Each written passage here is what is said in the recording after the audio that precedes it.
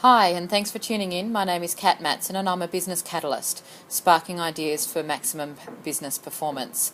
I'm over in Austin, Texas at the moment, attending the world's largest interactive media conference, South by Southwest, and my purpose of some of these short videos is to just highlight some of the ideas that have been sparked for me while I've been over here, in the hope that they can spark some ideas for you too. So today's topic is all about gaming. Now, I have never considered myself a gamer, and when I saw the gaming stream in the South by Southwest program, I had no intention of attending. However, the keynote speaker on day 2 was a guy by the name of Seth Priebatsch, otherwise known as Seth because his surname is a bit too hard for me to keep pronouncing, who is the chief ninja of SCVNGR, an online location-based game. Now, I don't game. So I thought. I blocked the Farmville updates on Facebook. I refuse to download Angry Birds because from what I hear it is so addictive I will never ever put down my phone or iPad. So I was quite intrigued to hear what Seth was talking about in terms of gaming.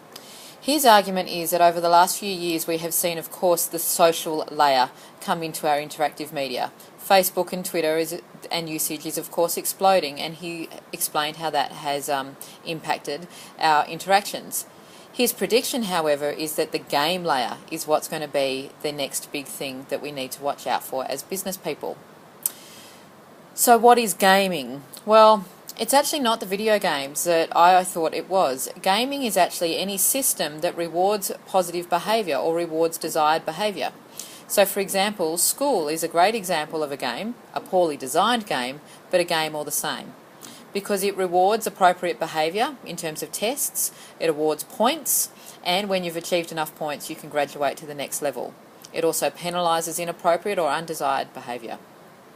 Now, businesses have been using game mechanics for years, as Seth pointed out.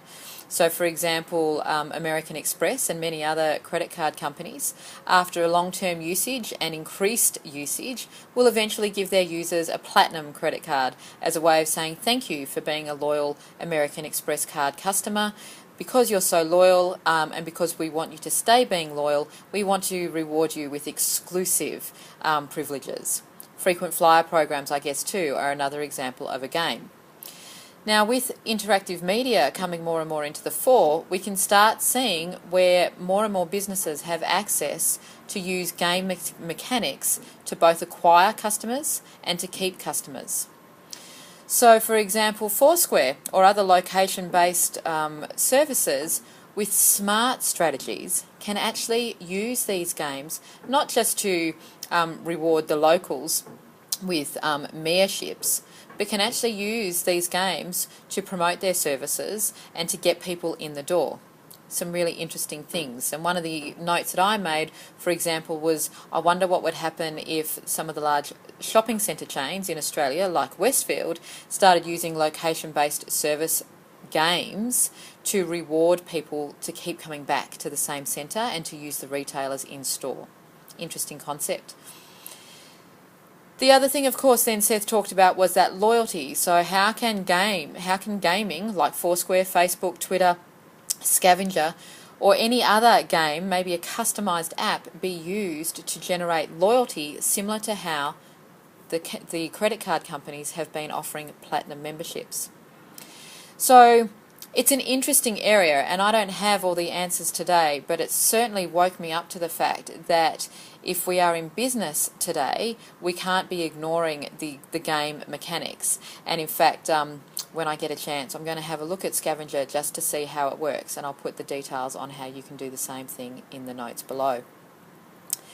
The other very interesting component of game mechanics, which Seth talked about, and this is what's got my mind really ticking over, is how games can bring together large groups of people who are otherwise remote and bring them together for communal problem solving. There have been some fantastic examples, and watch this space for some of those examples. But it got me thinking about how can we use games to solve some of the big problems. Seth's example was using communal gaming to solve global warming. And we didn't, of course, get to solve that quite as quickly as we would have liked. But when you apply a countdown, when you apply a time limit, you increase engagement. You also increase creative thinking. And when you allow people to literally spark ideas from each other, some very interesting results can be produced. This was then followed up with a couple of other conversations, and in fact yesterday's keynote on day 3 was from the founder of 4chan, which is actually anonymous online collaboration, which actually reinforced the point. Now, I'm still figuring out how we as business owners can really harness gaming and game mechanics for communal problem solving, but I just wanted to plant the seed. So now that when you see something like Farmville, maybe you won't block the update and just watch how the game gets played and start asking yourself the question, how could this be used in my business? How could this be used in my community? How could we use these game mechanics of increasing loyalty, of increasing acquisition, of rewarding desired behaviour, and of applying a countdown? How could some of those mechanics be used in our context? Watch this space as I unravel more of that thinking for myself, and I'm sure as I hear more of the gamers talk about it. In the meantime, check out Scavenger if you like, or have a look for Seth Priebatsch. The other highlight of my day on that same day in terms of gaming was listening to Jane McGonigal, and her Twitter handle is @AvantGame. Absolutely astounding in terms of her discoveries on why video gaming is actually good for us. And so, yeah, if you're interested in learning a little bit more about it, then I encourage you to follow her as well. Thanks for tuning in. So gaming, it's not just for geeks, not just for the tech heads, and in fact it has some very interesting implications, very exciting implications for social media orientated businesses. Thanks very much, and see you next time.